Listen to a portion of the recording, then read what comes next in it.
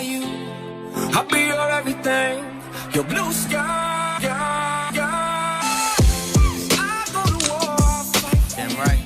All right, here we go. Welcome back to the Professional Stepdad Show. This is episode 173. I am your host, Franco Zavala. Thank you guys all very much for being here today. I know it feels like I've been on a little bit of a hiatus, and that's okay. Sometimes you got to take a couple steps back in order to leap and bound forward. So we've been working on the website, working on information to get out to everyone, and I'm just excited for what the future brings. While I've been doing that, I was asked to be a guest on the Purpose Infused Brotherhood Podcast. Now, Clay and John have been doing this podcast for quite some time now, and when they asked me to be on their show, I wasn't exactly sure what we'd be talking about, other than, what it takes to be a man, what it takes to be a leader, what it takes to be a father. Then I realized that all of that was really blended in what we talk about here on the Professional Stepdad. So I'm so grateful and honored that Clay and John asked me to be on their show. You guys do me a favor, go ahead and follow them right here, Purpose Infused Brotherhood. Take a look at their podcast, listen to what they have to say, take a look at what they're offering men as far as gaining personal strength and knowledge to just become the very best leader that they can be. I hope you guys enjoy the episode, and I'll talk to you soon. Be well. What's going on, everybody? This is the episode of the Purpose Infused Brotherhood Podcast. Super excited to have Franco Zavala on here, and we're talking about being that badass stepdad. I'm a stepdad. John was a stepdad. Franco is a stepdad. There's a ton of stepdads out there. Plus, also, we got that blended family type deal going on. So we're going to dive into that because it is literally like its own beast out there. So we're going to get into that. We're going to dive into some of those. And at the end, Franco is going to give you the top 3 tools for being that badass stepdad. So, John, let's get started. And what's up, brother? Welcome back. You were in Puerto Rico. So what's going on, man? What's going on? Man, I'll tell you what an amazing place. Anybody, I will highly recommend Puerto Rico to anybody. Spent a week there last week. I tell you, the sunrise in Ohio definitely does not compare to that sunrise on top of the ocean. By no means at all. So yeah, we got Franco here. Super stoked about that. Franco is an actor, host of Professional Stepdad Podcast, YouTube show, 60-second storyteller, and stepfather of 5, who loves sharing wisdom, insight, and anecdotes about fatherhood. Driven by his passion to affect real change, Franco's on a mission to challenge the current narrative around the meaning and purpose of being a stepdad in today's world. And like you said, we're both stepdads, so this definitely hits right home with us. All right. Look forward to all the greatness we're going to have coming here. So, Franco, we always start out with wins for the week. And so give us one you got this week, buddy. Oh, perfect. So win for the week, connection with my youngest daughter. My youngest daughter having 3 older siblings. It's been kind of hard for me to really speak her language, talk, connect with her to a way where she not only trusts me, but kind of just lets me in, and we just had one of those moments on the drive home after dance where we're just listening to a song she just happened to like. We both started singing out loud together. And it was cool because the very next day I could hear her telling mom about it. You're not going to believe what we did in the car ride home. And just that is my big win for this week, because it's real easy to overlook the small things, the small wins. And that's definitely even though it's small, it's freaking huge. It's huge. Awesome. Yeah, man. Awesome for sure. Love it, because that's so true, man. You got to have those different wins. And again, how old is she? Well, she's 15. So she's okay. My youngest daughter, but she's 15, and she's, like I said, well, there's no other way to say that. She's 15. She's 15. She's a teenage girl. Listen, That's said enough right there. That's all you needed to say. Our middle daughter's 15, and so our oldest is 18. We now have a freaking teenage daughter. That's crazy. And then Callie is 15, and then our son is 10. So I'm going to be turning 11 here in April. But yeah, dude, 15-year-old daughter, man. And then I teach 7th grade math, so we're dealing with hormones all over the place. And boys and girls, I'm like, oh man, woo-wee. So you just kind of shake, sometimes shake your head, but take those moments that are just cool. You know what I mean? Like, they're small. And I think lots of times as men, especially stepdads and dads in general, we try to always look for that big, gigantic win, but taking those small ones are very important. Just kind of dive into why is it so important real quick. Why is it so important about the little wins and not just the big wins? That's a great question. So the reason it's so important to have the little wins as opposed to the big wins is because a big win, yes, it's great. it's almost like, you know, when you hit that game-winning shot. But what nobody ever talks about is the hours and hours and hours of work you put in the gym in order to prepare yourself for that moment to be able to hit the big shot. And I'm always going to kind of tie things back to basketball because it's what I do. It's what I love. My son plays it as well. And these little tiny wins, especially for stepdads, they could be they're the most precious and the most important thing if you have the patience to wait for it, to allow it to happen, to allow it to unfold, you know. And that's one of the biggest misconceptions and the disconnects with stepdads is we're everybody's such in a rush to win that we forget that it takes tearing everything down to build back up, you know? Yep.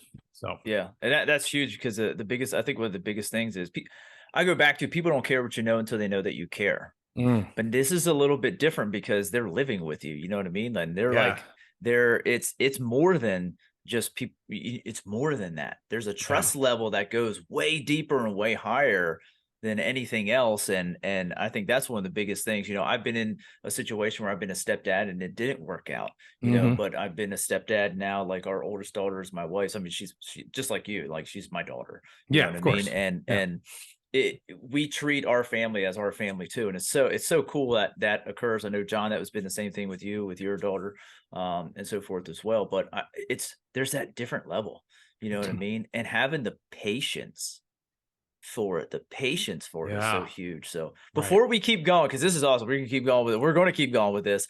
We always do. And we started this a little bit ago. So you fall into this category. John's laughing already. We do the 2 minutes of birth till now. So we got 2 minutes just to roll out the life story of Franco and from birth till now in 2 minutes. Let's see if we can do it.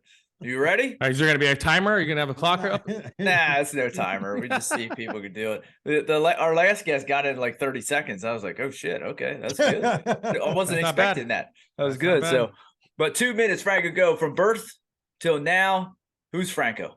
All right, here we go. So I'm an Army brat. I was born in Hinesville, Georgia. I lived in Europe. I lived in California, and I settled in Bisbee, Arizona, which is a really small town in the middle of Arizona next to the border. My graduating class was 42 people.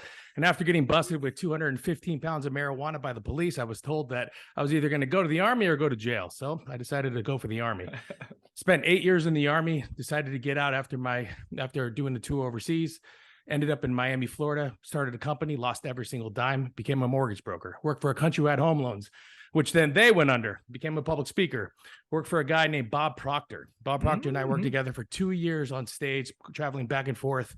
Then one day he told me that I wasn't following my dreams, that I should be an actor, so he fired me. The very next day I got in my car, I traveled back across the United States, filming a documentary for my uncle who had diabetes, raising money for him. Got back to Arizona at the age of 31, became an actor. At the age of 36, became the highest paid commercial actor in Arizona. And in between that, I fell in love with my wife, who I've known my whole life. She has 5 kids, 4 girls, 1 boy. Her husband died of a heart attack. I stepped in. Dance runs our world. We are completely in love. We've been best friends since we were forever. Made a movie about it. It's called Lift Me Up. You can find it everywhere on platforms. And which brings me till here, the Professional Stepdad Show, which I host so I can help change the narrative around what it means to be a stepdad in today's world. Boom. Oh, love it. That was great. You nailed it. Nice job, brother. Listen, that was fucking smooth. That was really, really smooth. That was Appreciate awesome. I'm speechless right now. That was just so smooth. I'm like, dang. And then there was all these different things. I'm like, Bob Proctor. And then, which is cool because not only that, but like your wife and my wife work together and do fitness and nutrition for Lindsay and stuff like that. So it's pretty cool that we kind of linked up with that. And I kind of got to know your wife a little bit through my wife as they were out in Arizona and at the event and stuff like that. So it's just super cool how small the world really is at points in time. So it's really, really neat. Awesome, man. Like, I don't even know where, John, you got a place to go like from there? I know you got a question burning. I'm still like, dang, ding, ding, ding, ding. And so my brain's a little squirreling right now. Yeah, for sure. I mean, that was definitely a great one. So Bob Proctor. Yes. We cannot just let that just slide by. I mean, yeah, definitely for sure. I've read a shit ton of his books and paid a lot of attention to his stuff. So that's awesome. You were on stage with him doing stuff with him. Yeah. Yeah, I was when I was working for Countrywide Home Loans, I realized that we were stealing money, because that's really what it was. In that part of time in this world during 2016, 17, before 18 crash, if you worked in that industry, you're pretty much stealing money from people that didn't need a new home or needed refinance. So I ended up seeing one of his seminars, and I just kind of, first of all, to be perfectly honest with you, I thought the personal growth and development industry was shit, and I hated it. I thought it was just a bunch of smoke and mirrors. And after a few times of watching The Secret, I'm like, he just connected with me. Yeah. I just found out that I happened to live in Florida. His business partner lived in Florida. I just kind of did the whole get in the way thing, found out where his seminars were. I volunteered to do free work. I stood on the side of the road with a sign, for God's sakes, when him and Les Brown were doing a seminar. And I was just brought into the fold, and I just started to learn from him, started to teach from him. And then I would travel to Toronto. I would stay at his house, Bob Proctor Lane. And I was with him for a while and making great money and loving what I do, until one day we were sitting in his office, and he's looking at me, and we're laughing and we're talking. And he says, do I know nothing? Is there something I don't know about you? I go, oh, I know the monologue to Good Will Hunting, because I just happen to just know it. And I just spit it out for him. It was the part where he talks about the NSA, and he looks at me, he goes, let me ask you something, Franco. If you leave my office right now, and when the door hits you in the butt, when you leave, you could be anything you wanted to be in the world, what would you be? And I'm like, oh, that's easy. I'd be an actor. Like, just not thinking, not thinking that. He goes, okay. He walks over to his desk, picks up the phone, calls Cheryl, who was his secretary / I forgot, executive assistant, and he fired me on the spot. And he bought me a plane ticket back to Florida, and he says, I can't have you work for me, Franco, if you're not chasing your dreams. Yeah. So I did it, man. I was pissed, but I didn't question it. I moved back home, and that's when I moved back to Arizona. That brought me back to where I'm at now. Yeah. And look at it coming back there. All that decision then led to something else, and led to something else, and led to something else. It led to us talking here today. Correct. Yeah. Which is, and I'll tell you mentioned Les Brown. When we had the Create conference down there in Atlanta there in January, I worked with Ken Joslin, and he threw that conference, and Les Brown came in and spoke there on Thursday night, and I was able to catch a picture with him, dude. That was amazing. That was, he's the one that ever started me onto personal development. And, 5 years before that, I had tattooed on my arm, "It's not over until I win." You know what I mean? Oh, cool. Well, That's a good story. That was definitely amazing to be able to do that and to have that moment. That was phenomenal. So that's absolutely, amazing. brother. Absolutely. And Bob Proctor is a legend, absolute legend, and that's an honor that not many people get. That he, I know, man. I time with him when he passed away. I was sitting with my wife, and when because I knew he was sick. Yeah, and I just kind of go back into all the little things that he did for me, including firing me. But even then, even when that happened, the great thing about Bob was, even when that happened, and even though I didn't work for Life Success Consultants anymore, I would still get an email, or I'd still get a text message, or I'd still get a phone call. And he would just always be checking up on me, which was just incredible. He was and will always be that person in my life that I could look at and say, thank you for pushing me to the point where I was so uncomfortable that I got comfortable. Yeah. Right on. Oof. Awesome. That's great. Awesome. That's great. Well, let's get uncomfortable now into the stepdad scene. Let's do it. So what was your journey into becoming a stepdad? Like I say, like you came back to Arizona, you met Janaea, then. So there's a little bit that connects to that. I connected with her after 13 years of not talking to her. Right. I mean, when we graduated high school, I left. I went to the Army. I lived my life. So when I reconnected with her back in Arizona, her husband was still alive. They had just had their son. And it was very much that far. Like that was like, hey, nice to see you again type stuff. And then I saw her mom post, saddest day in our life. Now, remember, like I said, Janaea and I have been friends since we were 6. We lived 9 houses down from each other almost our whole life. That's crazy. So we were like a group of friends that were, what's the word I'm looking for? Like we did everything together, right? Yeah. So when her husband died, of course, I mean, the first thing I thought was not anything other than what can I do? Yeah. Like how can I help? So I went to the funeral. I saw her for the first time. I was in a play at the time. I had just started a play, so I had this long beard, and And I'm like, listen, I'm going to Scottsdale Community College. I'm taking classes for acting using my GI Bill. So I've got plenty of time. Like, what kind of help can I give you? And for a while there, all I did was just show up and babysit and just, and that's really when I kind of got to know the kids. And that's when I first had my first confrontation with my oldest daughter, which was interesting because she looked right at me without blinking. And she goes, "When are you leaving?" I'm like, damn. So that whole scenario wasn't supposed to happen that way. And when we went out to dinner I call it the night, we went out to dinner, and dinner turned into moving. And then dancing is something we love to do. My wife and I have been dancers our whole life. We're amateur ballroom champions. Our girls are dancers. Awesome. So we went out dancing one night, and then we kissed, and that's it. That's all she wrote. That's all it was. That's it. That's great. That's awesome. And then, so you've been around her kids for a little bit, because a lot of times, like for me, like, which is crazy now I'm talking, because I don't know if Amanda and I had this conversation, but like I met her 15 years after we went to high school together, and we met 15 years afterwards. Right. I had 2 kids. She had 1, it's kind of blend, and just blending those 2 families together. And so forth. So it's pretty cool that you don't talk for that. And then all of a sudden you're like, oh yeah, like this is pretty neat. This is a little weird, but pretty cool. Yeah, we call it the re-meet, not the meet, the re-meet. Yeah. That was ours. Yeah, definitely. So as you got to know them a little bit being there, and then how was that transition to come into obviously boyfriend first, and then fiance, and then all of that transition there? Like, how did that come into play, and for you, that journey of becoming that father figure in their life? It's a great question. So the transition was not easy. There's a lot of blended families, a lot of stepdads, a lot of men who are in blended families, who are getting ready to get into blended families, or currently in blended families, who have to deal with a negative bioparent. The bioparent that's going to constantly try to undermine you at every turn, will try to make you look like a bad parent. My situation, I didn't have that, because dad passed away. And mind you, I didn't really understand the in and outs of being a stepdad, so I didn't kind of grasp the full meaning of that yet. But what I did have is I had Janae's mom, who was molested by stepdads as a kid. I had family members of her husband, who just passed away, their side, brothers and sisters and aunts and uncles, and nobody wanted me around, because he was a successful dentist, and here I am, tattooed and a Mexican, driving a shitty car, and I'm acting. They're like, what is this?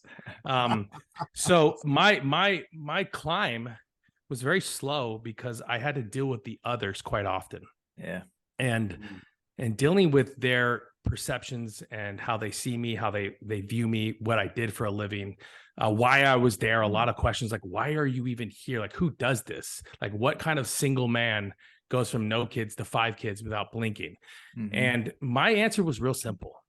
I fell in love with my wife. The kids are just a benefit. The kids are great, and I love my children, but the kids are added benefit to what I have with my wife. And when I had to deal with the family members, or I had to deal with the kids not wanting me there, or, like, for God's sakes, I wrote an entire script, film, movie, funded it, and put it on Netflix for 2 years, because my second oldest daughter one night says to me, "You can't talk to me like that. You're not my real dad." And from that conversation, I wrote fast forward. So, there's a lot of ins and outs that came with trying to navigate my way through the first few years, because I knew that I didn't want to overstep my bounds. I wanted to make sure that I respected dad, even though he wasn't there. I always made it a point to bring him up, to talk about him, to put him into conversation. But more important, I never once stayed one night in this house, or the house we had, nor did I sleep over ever, knowing that I had 4 girls. And I didn't want to set that example of mom has some boy sleeping over, right? So I never did. I was always here, and then I left. And I told my kids that I would never sleep over until mom and I were married. And it took a time. It took the 2 oldest kids still call me Franco. My 3 youngest call me dad. And mind you, that doesn't bother me one bit. But it took time to break that wall of my oldest daughter, Brindley, who's now married, who's now sees kind of how it is. But I mean, it was because she was the closest to dad. So she had her eyes on me at every move. So Yeah, Right on. definitely. Like I How old were the kids when you came around, Franco? so my son had just turned 6 months, 7 months. I was Okay. at his first year birthday. My oldest daughter was 10, turning 11, Gotcha. right around there. Gotcha. Okay. Yeah. Yeah. I mean, me and my wife, we got married. My daughter was then 5 when we got married. She's now 33. So or will be 33. And, and that was one thing that luckily, I mean, her dad and my wife they weren't married. They were in high school together, and they, they were separated before we ever got around. And that was one thing with me. It was like always imperative to me to have a good relationship with him as much as I could. You know what I mean? Like I tried not to have that confrontational view. I mean, heck, me and him coached her baseball team together. Yeah, I mean, we would, we actually at one point in time we used to hang out and play cards and do whatever with her, and with him and his new wife and whatever. I mean, there was not that pressure of whatever. I mean, it was right at the first when we first got married, but then once he realized, like, I raised her as my own. Like I took her on. Yeah. I took her on in my family. When I got married, my wife, she was part of my family, and I always raised her as my own, but never tried to take his place either. Yeah. You know what I mean? Yeah, of course. And I think he realized that and always respected me for that. And that was one of them things that always made it easier and better for sure. I tell that to a lot of men. I tell that to a lot of stepdads or even bio moms who talk to me or call me or try to get in touch with me, which is I'm a parent.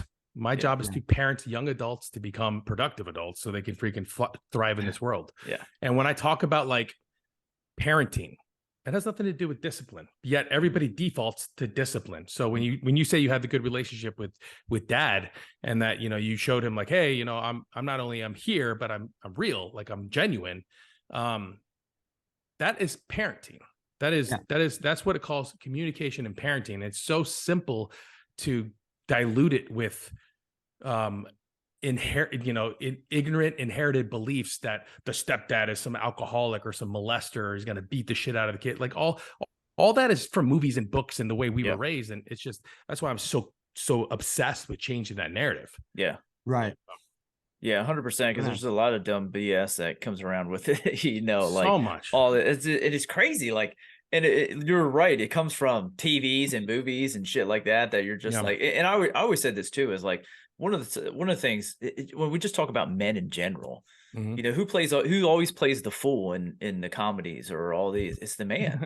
It's never, it's never the like, oh, that dumb guy, he can't even take care of his kids, and like, you can't leave him home with kids. He ain't gonna know what to do. And I'm like, what? I'm like, who the hell is that? I mean, there are probably guys out there like that, but I sure as hell ain't one of those. But we build these different stories that we have based upon movies, TV, and sitcoms, and all those different things. I always thought I was like, man, that always annoyed the shit out of me. Yeah, that's a narrative. It's a narrative that paints a picture for men like us who are genuine, that we're there for a reason, who are stepping up for a reason. And when you're constantly fighting that narrative, it's no different than fighting any other ignorant narrative around the world, right? So it's just like I said, it's 2 steps forward, 1 step back, 3 steps left, just constantly trying to dodge. And I tell that to stepdads all the time, which is, when you got that negative energy coming at you, or you have that negative bio parent coming at you, your best move is just to fucking move. Yeah. Like, don't let it hit you. Just keep going, And if it does, just shoulder and just keep going. Just got to keep going. The bully in the yard can only be the bully in the yard if you give that energy to the bully. Yep. The 100%. moment he has no energy, he's done. Yep. 100%. Yeah. So. And for my situation, as now we deal with 3 other parents. So like I married my first wife. I have our middle daughters with my first wife. Haley, our oldest daughter, is my wife's daughter. And then our son is from my second marriage. So we go between 3 different parents.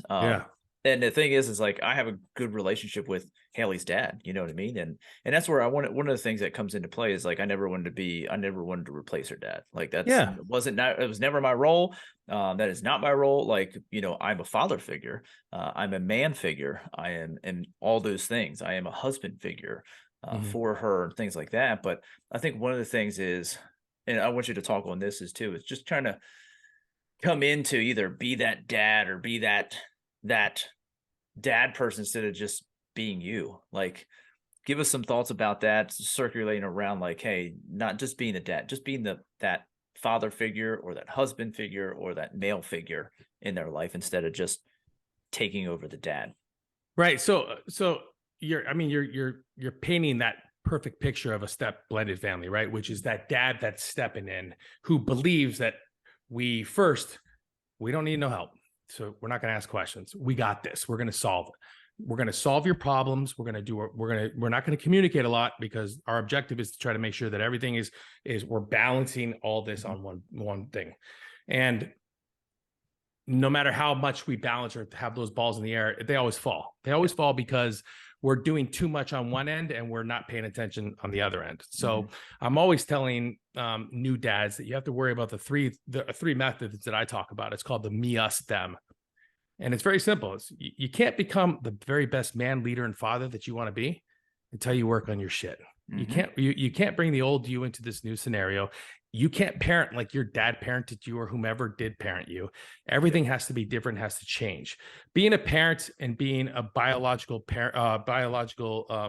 father or mother, I like to say that they're different, or they're the same, but they're different because as a stepdad, my job is to make sure that I'm parenting the correct way, in the way that I see it of, okay, I got to learn to communicate. I got to listen. And I tell this, you got to shut up sometimes. Just shut up and listen. I gotta communicate. I gotta listen. And more important, I have to pick and choose the battles that I want to fight, because for the most part, when it comes to outside battles that are brought into my home because of other family members, if I choose to get involved in that, then I choose to add fuel to the fire, as opposed to just listening. I mean, I'm like my daughter last night, she's complaining about dance, and I wanted to solve the problem. I wanted to be like, well, why don't you try this?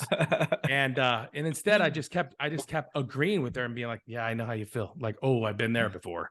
And you could just see like she understood that. So, when it comes to stepdads that are put into a position, into a family where they have to learn to balance themselves, to balance the relationship, and to balance the kids. If you have to do it in order, you always have to do your relationship and then the kids. The kids will come. The kids, over time, kids take time. You can't break that barrier down, but what you can do is strengthen the shit out of your marriage. Yeah. You can build a team that is unstoppable. You can set standards and you can show the kids exactly what it's supposed to be like. Yeah. Because again, your job, like you said it before, my job was never to replace Chris, and Chris is her husband. My job was never to replace him, but my job was to take the position that he held and solidify it in a way where I can put his values and standards in there mixed with mine, and raise my kids to let them know that not only can they do and be anything, but don't ever look back at your life and be like, I can't believe this happened. It had to happen. Things had to go like this. And we always talk about stuff like that. So I love it because I mean, it really has to be like that. You know what I mean? And living it. We always say, you got to put you first. You know what I mean? And when you start you put you first and you overflow that cup, because, lots of times as men, we give, and then our cup deplete. Well, it doesn't matter if you try to fill back up the next day. You always, if you give from your cup, you always are depleted from your cup. You only have what you have to give. And if I come home, like you go to work or whatever it may be, and you come home at 20%, you only have 20% to give. But when you look and you focus on you and you overflow that cup, how much can your wife drink of your overflow? How much can your kids drink of your overflow? Correct. And that's really what it is. And I can say, going back to my dynamic, there is negative tension there between outside, and things like that. I think, lots of times when I see it, and let me know what you think, because you dealt with a lot of, we have a lot too, is I think lots of times, and this is no offense to ladies, no offense to you ladies who are listening to this, but I think lots of times there's a lot more tension with ladies when it comes to that than it is like with the dads. Have you seen that more often? Like John, you and your dad got along. Me and Haley's dad get along. Like, but then there's tension. Like for me, and I mean, they're two ex-wives, but there's tension there with that. Oh, I see what you're saying. I see what you're saying. So like, the and mom, that was like the case. the- Like, the moms. the Like moms, and when I was a kid, I had a stepsister. Mhm. And yeah, when her mom would come, I mean, I remember the police showing up, and because she was always crazy. And I mean, and I don't want to be like, I'm not trying to be stereotypical here. I'm just right, from but my yeah, experience. she was crazy. I'll just say she was crazy. From our Yeah. from the brotherhood members and stuff like that we have, like you've dealt with a lot of the type of situation. Like I say, I'm not trying to put any stereotype or anything out there, but I'm just saying, like for me, like I don't there's a lot of things. I think, lots of times when we have that, I think the overall picture, there's lots of times guys who I can communicate with those guys a lot differently than I can with especially like my two kids' moms. Like it's very hard for me to communicate with them because I'm trying to talk their language and it ain't happening. Like it just, and so there's where I think maybe there's a lot of tension. It might just be because, hey, we were married before. Now there's that tension. There's that hurt. There's that pain. There's those different things that come into there. Yeah. And it might be different. I just kind of want to pick your brain on that to see if that's, what you see with that normally, what kind of situations can be like that. Because I think a lot of guys are in that situation. So I'll tell you exactly what I think you should do if you're in that situation. And this is what I would tell anybody. Take care of your fucking home first. Mm-hmm. That's it. Just take care of your home. Yep. Take care of your four walls and your door. Don't allow any negative tension, any negative stories, any negative talk come into your home. You can control all the energy that flows to and from your home. And the moment that you try to control the energy and the balance in your home, and then try to bottle it up and take it to your other person's home and try to release it there, it's just never going to happen. No matter how hard you try to fix the outside, no matter how hard you try, no matter what classes and seminars and workshops and people you talk to, the moment that you allow any of that negative tension in your home, you lose. Mm-hmm. So the best way to handle any situation like that, especially when you're dealing with, a mom and a mom, or a stepmom and a mom who just don't get along because of that, that mama bear type, whatever. As men, our job is to just, you're not going to solve it. Don't even try. Don't try to solve it. Don't even try to give advice to it, because it's not going to do anything. Yeah. Your job, just listen, nod your head, and understand that, honey, this is our home. This is how we raise the kids. These are our standards. These are our values. This is what we put in place. When they leave here, we can't control it. And if we try to control it, we're going to drive ourselves crazy. So our job is to make sure that when they come back into our home, that we have opened up the lines of communication, that we understand properly how to communicate with our kids, because each kid's love language is different, and that they are comfortable enough to share what happened. Then our job is to not badmouth outside. Yeah. Be the bigger person. Yeah. And I think that's one of the biggest things. I mean, I know I have learned, this is very, very, difficult in different situations and stuff like that too, is being able to do that. And I think that's one of the things, like you said, setting the standard at your house and taking control of controlling that. I think that's one of the biggest things my wife and I have learned throughout this time period, is that we can control us. We can't control anybody else. Correct. Things like that, but we can control our house. And I think it's just cool. Like, my son, I was sitting there on the couch and tonight, right before this, and she's like, oh, he's like, Kale just text me. I was like, what the hell? He didn't text me. I'm like, this little kid, come on, man. Yeah. And she's like, oh, he's the sweetest kid. He's like, because he just texted her because she was feeling sick yesterday. It was like pretty sick. And when he left, and he just texted her and be like, hey, I just wanted to see if you were feeling better. Good job, Dad. Dude, I'm like, what a kid. I was like, what a kid. No, you're not. What a kid. You mean what a dad. Yeah, that's true. That's true. All he did was mimic you. That's true. That is true. That is true. So you should pat yourself on the back for that one, brother. I'm going to do that right now. And I think that's one of the cool things. Like, we can have those conversations with our kids. And I think that's one of the biggest things that you pointed out here. And I want to really point out, and I thank you for that. And anything else that you want to add to this is that having that open line of communication where they feel safe to tell you things. And to have like deep conversations, not just like, hey, how's your day going? Good, great, awesome, cool. Go to your room. They don't do anything, but actually being able to sit there and be like, hey, you're headed into college. Like, how do you actually feel about that? And them actually being able to communicate that with you, so what else you have on that, and just building that trusting relationship for our dads to be able to practice. So reading the 5 love languages for kids is a huge step. It was a big step for me. And I talk about it all the time because I was parenting. So no matter how professional I am and no matter how good at what I do, because I'm really, really good at what I do, but no matter how good I am, I slip, I make mistakes. My past catches up with me. Old habits kick in, and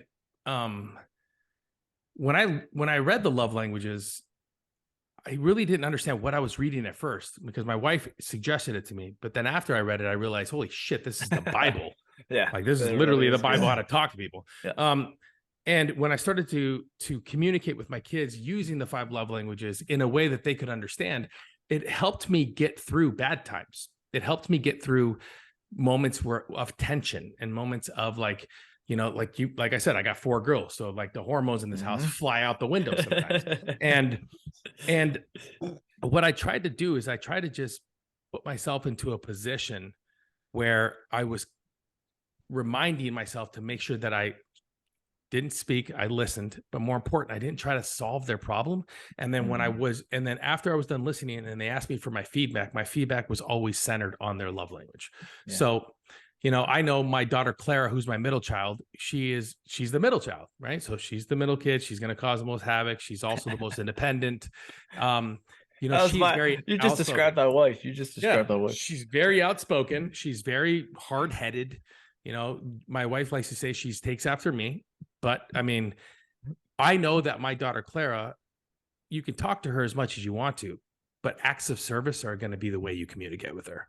And so I will wait and to do things. So my advice to any dad or any stepdad in a situation where they find that the communication is not there or the communication that they're currently experiencing isn't working because maybe they burnt too many bridges. Maybe they screwed up too much. Maybe they put the cart before the horse. Maybe instead of working on themselves, they try to go on all the kids, become the Disneyland dad. And before you know it, you're the yes man. And now you don't have a relationship with your wife. I mean, there's so many ways you can do this wrong. But if you're having a problem communicating, the best advice I can give is just take a step back, read the book, find out what their love language is, and then attempt to communicate with them through their love language in baby steps. Yeah. Don't try to go all out. Don't try to freaking throw a Hail Mary. Like I say this analogy a lot with baseball. Like instead of trying to always step up and hit a home run, just get on base. Yeah. Just get a hit. Just get a hit. Games. Right. Base hits, win that's games. all we need. Yeah. Yeah. And you're talking about language because I'm a baseball player. I'm like, how many times, and I always say this, how many times, this goes back to the wins that you were talking about. It's a little wins, right.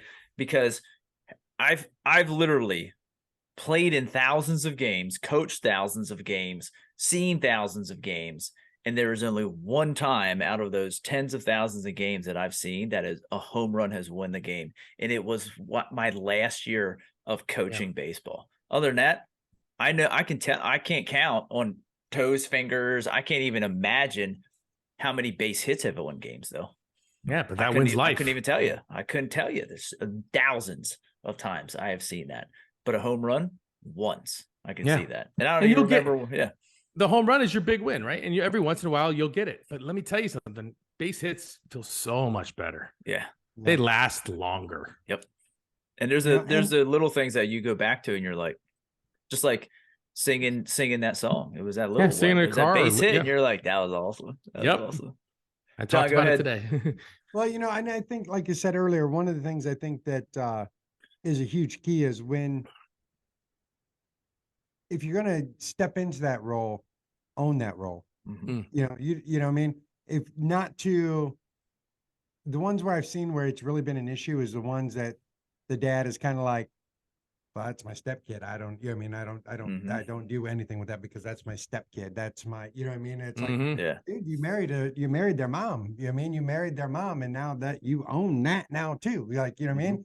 That's part of the package. You know what I mean? Like, and so I think that is one of them things that, if when you step into that role, like you said, you don't try to absolutely replace them, but it's now your child. You know what I mean? Yeah. Like I said, you raise them like you would raise. Well, I think, what's your thoughts on that too? Because I didn't even think about that, but I do know guys that are like that. They're like, hey, my kid. Yeah, I got a great answer for that. if you're in a relationship where you're like, that ain't my kid, that's my stepkid, I don't really have to do much, or it's like, I'm not going to do anything. It's because at some point in the relationship with your wife or your partner, or whoever you want to call them, they drew a line in the sand and said, you're 30, I'm 70, or you're 20, I'm 80, because they are still connecting parenting with punishment. And that is not the fucking same thing. And I'm sorry I cuss about this, but you're good. I'm Cuss passionate away. about it. So parenting and punishment are two fucking different things, period. And if you are parenting and punishing, it's punishment, like I said, letting go of old punishment. You know, like I said, if we hit one of our kids nowadays, I mean, they're calling social services with us and they're filming it on Instagram. I mean, we can't do that shit anymore. But the line in the sand was drawn for that gentleman. Yep. Right. And instead of, because he is new and because he doesn't want to ruffle feathers and he's trying to get his leg in the, you know, or he's trying to kind of feel his way around, he's not going to cross. Bio dad on the outside that says, oh, he better not parent. That's not his kids. I don't want to ever see him punishing my parent. Or they'll say, I don't ever want to see him disciplining. They'll use that word, disciplining my kids. That's also bullshit, because discipline and punishment are also two fucking different things. Because I've never hit my kids once, but I discipline them all damn day. Yep. So for a stepdad that's coming into that scenario, there's two things that they have to remember. One, the reason that they find themselves in that situation is because when bio mom or a family member drew the line in the sand, you accepted it. Yep. And two, you stepped into that role with one foot out the door. And the reason you did that is because it's your safety net. Yep. You've never gone all in on this situation, so you're never going to find out what you're made of. Yep. If you really want to find out what you're made of as a man, leader, and father, bring your foot in from the fucking door and move forward. And that's why you did not, when the line was drawn, you didn't step across it. No, I did. You just toesies it. You're just like, I think so. I like you enough to tolerate this, but I don't accept everything, you know? And I think there's one of the other things too, is that I think it's also communication between you and your wife at that point in time. Correct. You and the mom, or mom and the dad, whatever it may be.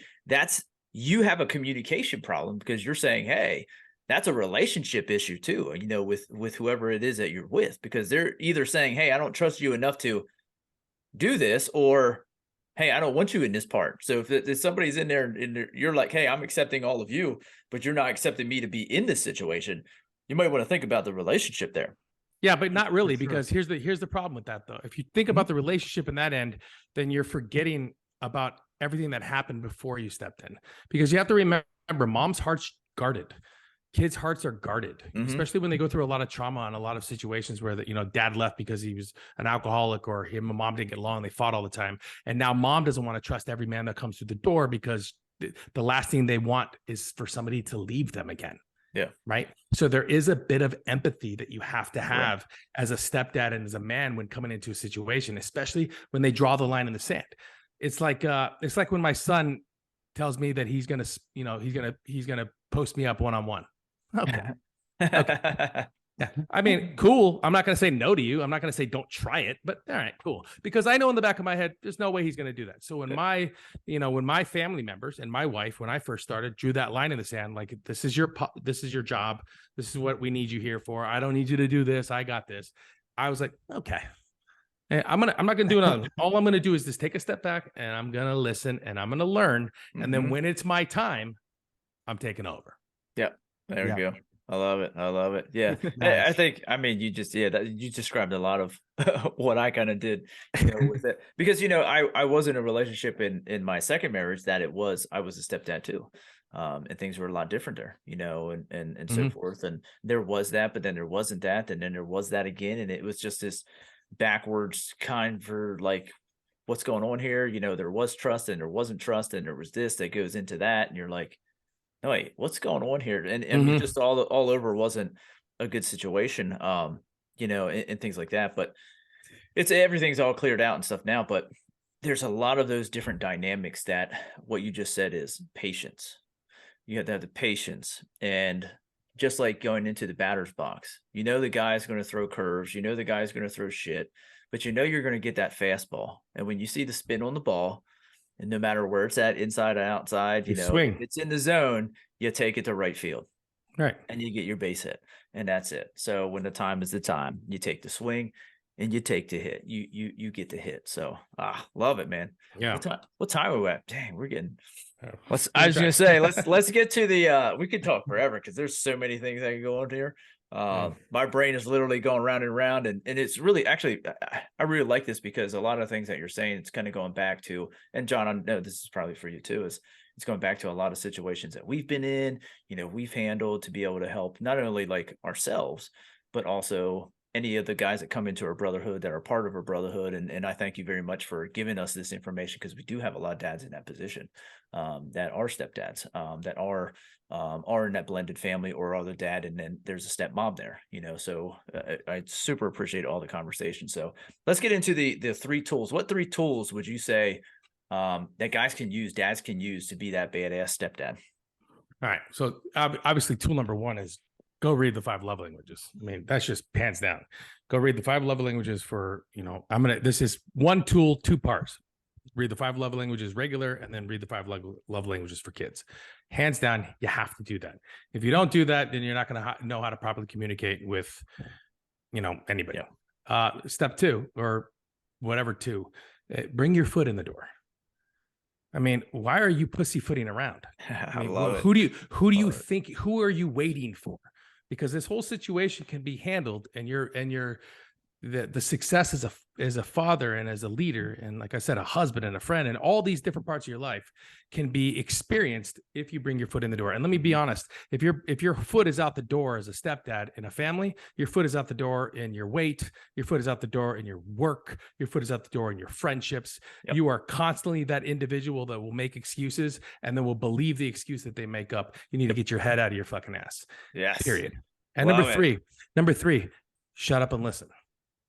Just shut up and listen. Stop trying to solve everyone's problems. I know you're smart. I know you got a degree, or maybe you don't. I know you got life experience, or maybe you don't. I know that you've been in this situation before, or maybe you don't. But let's call a spade a spade. If you find yourself in a position where you need help, then you don't know shit. So shut up and listen. Yep. Right. You got 2 ears. You got 2 ears and 1 mouth for a reason. Right. I do these things called a wake-up call. And basically it's just, you want an hour with me? Cool. You can schedule an hour with me. I'm going to give you 30, maybe 25 minutes to talk. I'm not going to say much. I'm just going to listen to you talk. Most of it's going to be complaining. And then the next part of the conversation is me telling you how to get your head out of your ass. Because the chances are your head's just straight up your ass. You already know the answer. You know which direction you want to go. But for some reason, you still need somebody to light the fire into your ass. Cool. I'll be that person. But don't come to me for empathy. Don't come for me for a pat on the back or a fucking attaboy, because you're not going to get it from me. What you're going to get from me is there are kids involved, and there's a woman's heart involved, and there's your position in this world involved. And if you don't step up and become the leader, father, and mentor that you're supposed to be, you can't develop the relationship with your wife that is freaking unbreakable and as a team that will last freaking generations. And you can't develop a relationship with your kids so that, like for me, when your daughter gets married at 21, you walk her down the aisle. Period. 100%. Love it. Awesome. Great stuff, brother. Great stuff. Great. Sure. Thanks, man. I love it. I love the fire, man. That's good. I'm like kind of bummed we're got to end this. Right? For sure. I'm like, what the hell? But we're anyways. Let's get to that. I forgot which I'm like, dang, quick hit, 5 seconds. Quick, there we go. Quick hit. 5. Man, Franco, you've done it like 3 times to me today. Like usually I'm like, okay, let's move into this section, or I'm just like, my brain is just keep going. I'm like, all right. Yeah, you do this because first and foremost, let's talk about your show for a second. Your show is a wake-up call for men as well. This is this is a place that is safe. This is a place where they're not judged, but more important, they're built up. For a lot of people in their life, as men, it's so hard to like take care of our families and the pressures of being a good father and being a good husband and letting go of our old vices and not being addicted to the things we were addicted to. And then family members outside of that. And it's hard to be a leader. Not everyone can be a leader. And when you put yourself in a position as a speaker and as a podcast host and as in the programs that you put together, I don't think you understand how deep you're going. I think it's very easy to just look at what you do at a very, at the surface level, when in reality, there are a lot of men who find you or are looking to do what you do and are scared to join what you do or to make the commitment to what you do. And it's not because they don't want to, because remember, like I tell this to a lot of men, if you actively are seeking ways to get better, congratulations. Like, you're probably not told that enough. Good fucking job. Like, great job. But now you have to get past your own insecurities, and you have to get past the failures and that little person that sits in the back of your head that tells you, remember when you try to do this and don't do that again. If you can do that and you can step into a brotherhood, like you call it, if you can step into a brotherhood where not only are you empowered, but you're also held accountable, that's big. Yeah. Because accountability is huge. Huge. So well done, dude. Thank you. I appreciate it. And like I say, now that's just my fourth time now. Damn, Franco. Fuck. I love it. Listen, my wife's going to listen to this. I'm going to tell her, like, listen, Franco just told me, and then she's going to text Janae or something. And I'm like, you got me speechless 5 times. She's like, are you serious? Like, how's that happen? Let me ask you guys both a question. I'm going to ask you both a question. When was the last time that somebody said, like, you're doing a great job? Not as being a host or maybe giving advice, but just doing a great job. Maybe the thing that you did means nothing to you, but to them it means everything. And that's where we find a lot of these men, whether they're stepdads or just men in general. Yep. We don't get praised enough for our accomplishments, and we always get judged for our effort. And we're putting in the effort, but you can only put in effort so long. And if you don't get that air pushed into you, if you don't get that good job, or you're doing great, or you're amazing type stuff, your love language, it's hard to keep going. 100%. It really is. For sure. Yep. So awesome, man. And yes, we invite any guys that are listening to this and reach out to Franco, get that no BS time. It's called the wake up call. Wake up call. Get that wake up call. But also, the brotherhood is that place where you can come and you have your brothers. And I can say, those guys are my family. We get off every single call and we're like, dude, I love you. I said it to earlier today. I was talking to one of the brotherhood members, and I'm like, we got off the phone. I'm like, all right, love you, brother. And she's like, you say that all the time? I was like, absolutely. And that's my oldest daughter. And I'm like, 100%. And she's like, oh, okay. I was like, yeah, I do that with my military friends all the time. I'm always telling them I love them. I do. Yeah. What's one thing I show my son and I show my kids? I don't hold back my emotions. Yeah. At all. 100%. Awesome. Let's get into quick hit Q&A. You got 5 seconds, 10 questions. John, you want to go first? Sure. What's your favorite animal? Dog. What kind of dog? Well, I had a Labradoodle, but now I've got a mini doodle because the kids wanted a smaller dog. The doodles are good. I love doodles. Yeah. Wow. Work or play? Play all day. Nice. What's your favorite word? Facetious. Damn. Nice. Okay. Facetious. That's facetious. No. Top book recommendation for our listeners. YouTube Secrets. That's a great book. If you've never read it before, I highly recommend it, especially if you're trying to build your business online. Great book. Nice. Awesome. And also make sure you get those 5 love languages too. Yeah, for sure. Who's your hero? My dad. Nice. What's your deepest fear? I don't have many fears, brother. I used to. I don't have many fears. I like to say that it was death, but it's not that anymore. It used to be jumping out of airplanes. That got crossed out. You know what? Actually, my deepest fear would be for one of my kids to not come home one night. That would be my deepest fear. Yep. I get that, man. Oof. Yeah. I hear you on that. If you could go back in time to change any part of your life, would you? It's not a thing. You kidding me? Not one single thing. What do you wish you would have learned sooner, though? Empathy. Yeah. Do you prefer the soft cloud version or the sword version of the truth? Sword, always. Soft clouds for pussies. I love it. That's what I knew you were going to say, because I wake up call. He's one of my sword people, John. He's one kidding of my me? I had to ask the question. I already knew the answer. If you want a hug, go to a yoga class. I'm not fucking. I love it. Last question. What's your biggest strength? Listening. My ability to listen to others. Was that always your biggest strength? No, not at all. And it takes practice. It takes a lot of practice. It took a lot of practice, and it took a lot of swallowing my pride. Yes. Nice. Get that 100%. So- Frank, go ahead, John. Where can our listeners find you at, brother? All right, so I have the Professional Stepdad podcast. It's on all the platforms: SoundCloud, Spotify, iTunes, and then you can go to YouTube with the Professional Stepdad Show. My website is theprofessionalstepdad.com, but I'm currently working with a company. We're getting ready to put all the content on it, and the ability for individuals to set up a wake-up call with me. And for now, though, if you wanted to contact me, if you wanted to reach out or ask questions, I love making episodes for stepdads or gentlemen, period, who have questions about life. And I like to make episodes about them. You can just send an email at contact@theprofessionalstepdad.com. Nice. And then also, again, one more time, Lift Me Up was your movie? Yeah, Lift Me Up's the movie. You can find it on platforms like iTunes and like all the ones that you can rent them on. I mean, it was on Netflix for 2 years, and then after our 2-year contract, it was out. But the movie is a movie I wrote for my second oldest daughter when she told me that I wasn't her real dad. And I wrote a movie about a man that got out of the military, that fell in love with his best friend, that has a daughter who's a dancer. But in this scenario, the mom died. So now the stepdad and the daughter had to learn to become one. Gotcha. Right. Powerful. Pretty cool trailer. It's a pretty cool trailer. I'll send you guys it. Yeah, definitely. Let us know, and we'll get all those links out. So, Franco, appreciate it, man. Guys, I know you got a ton of crap out of this one, and a lot of good lessons, a lot of good tools, a lot of good stuff to be able to go out and be that best badass stepdad you ain't. That's on purpose, on fire. So I just tell you, go wake up every single day, step across that line, leave it all in the field. And what I need you to do is go share this with one other person. Go pay this message forward to one other person, and that's going to put the ripples out in the life, in the world. And man, what a freaking great episode, Franco. So appreciate it, man.